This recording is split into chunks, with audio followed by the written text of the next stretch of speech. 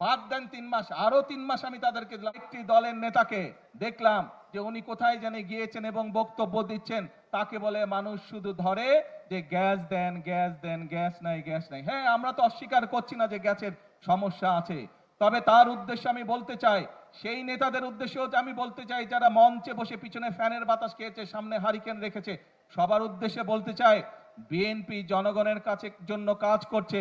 বিএনপির পরিকল্পনা রয়েছে জনগণের জন্য, কিভাবে আমরা জনগণের এই জ্বালানি সমস্যার সমাধান করব। ইনশাল্লাহ আগামী এই যে সংসদ 27 তারিখে শুরু হবে, এই সংসদে আমরা বাংলাদেশ সংসদের মধ্যেই আমরা বাংলাদেশের জনগণের সামনে উপস্থাপন করব আগামী 10 বছর আমরা কিভাবে এই দেশের মানুষের জন্য জ্বালানি সমস্যার সমাধান করব, সেই পরিকল্পনা দেব।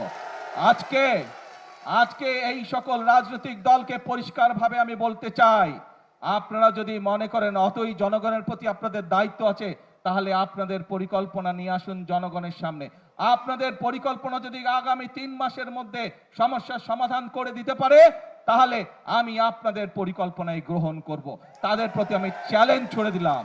যেই বিদ্যুতের সমস্যা রয়েছে, যেই গ্যাসের সমস্যা রয়েছে, সেইটি সমাধানের জন্য তারা যদি সরকার থেকে ভালো কোনো পরিকল্পনা নিয়ে আসতে পারে, যে পরিকল্পনা আগামী 3 মাসের মধ্যে, বাদ দেন 3 মাস, আরো 3 মাস আমি তাদেরকে দিলাম, যদি 6 মাসের মধ্যে তারা সমস্যার সমাধান করতে পারে, তাহলে তাদের প্রত্যেকটি পরিকল্পনা আমরা বাস্তবায়ন করব।